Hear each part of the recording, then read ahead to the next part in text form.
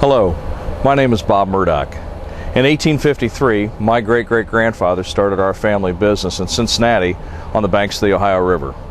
Well, here we are 5 generations and almost 160 years later, and I'm proud to say that we still manufacture a pretty close cousin to what he designed so many years ago.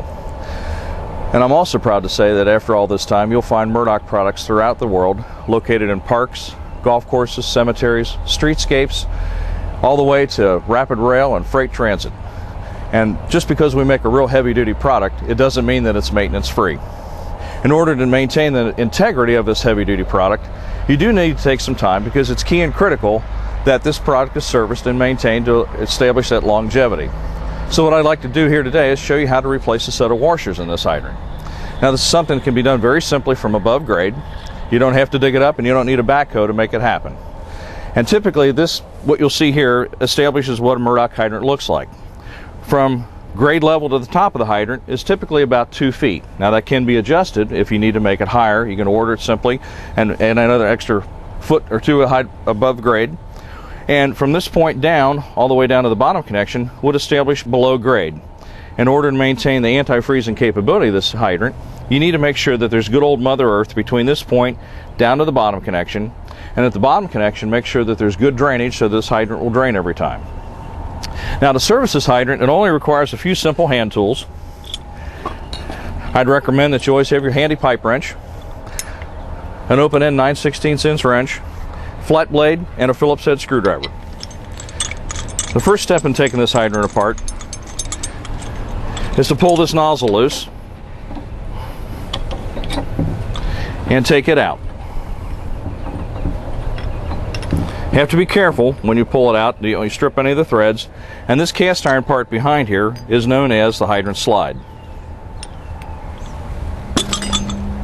We'll set that aside for a second. Need to take the top of the hydrant off next. These are held together by 9/16" square head nuts and bolts. And you simply remove these.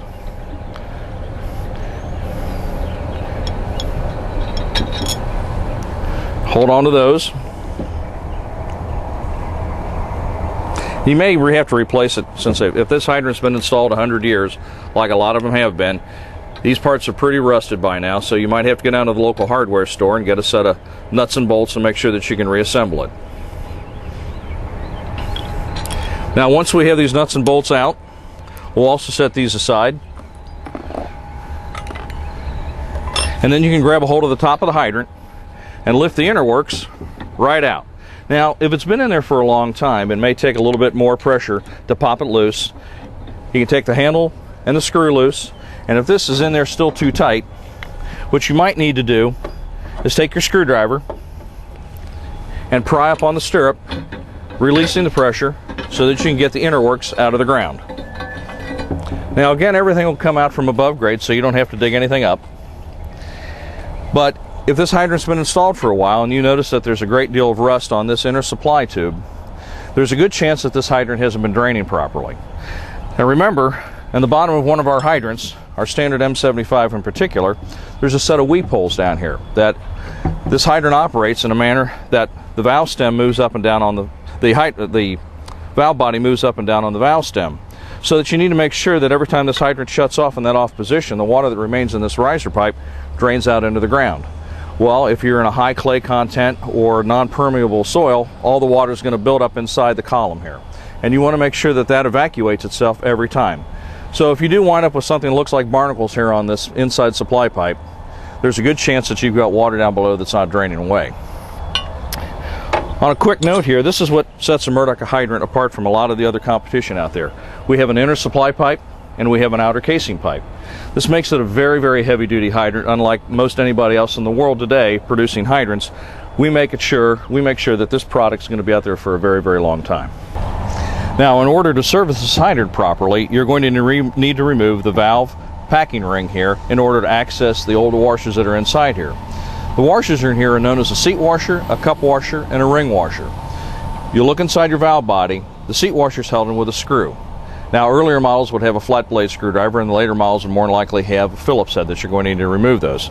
So in order to get this valve packing ring out, make sure you take your pipe wrench and turn it loose. You'll be able to get to the washers this way. And inside there, those 3 leather washers will come in a pack like this. Brand new set of washers, says genuine Murdock hydrant washers on our hydrant leathers. We make these hydrants from 3/4 to 2 inch, so make sure that you've ordered the proper size washers. Now these washers are simply leather and very durable.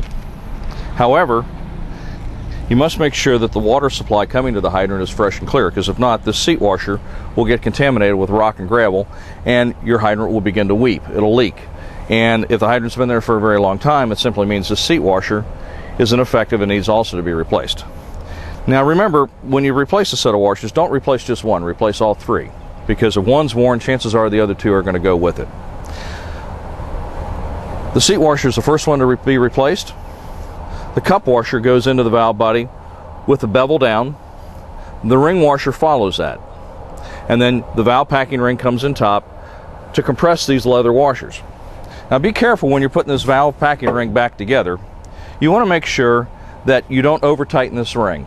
It's not critical that brass meets brass, because what happens if you tighten that ring too far, you're going to take these washers and spread them. And when you spread them, it's going to get inside and it won't clear over the valve stem. When you get everything reassembled, just take a little good old Vaseline or petroleum grease of some kind and put it on the inside of the washers. Don't use duck butter, don't use 90-weight gear oil, but good old Vaseline will be just fine. Because what you're going to do when you put this back down into the ground, you're going to force this set of washers over the valve stem. And if they're brand new, they're going to be compressed, and it's going to take a little bit of effort to put that down over the top.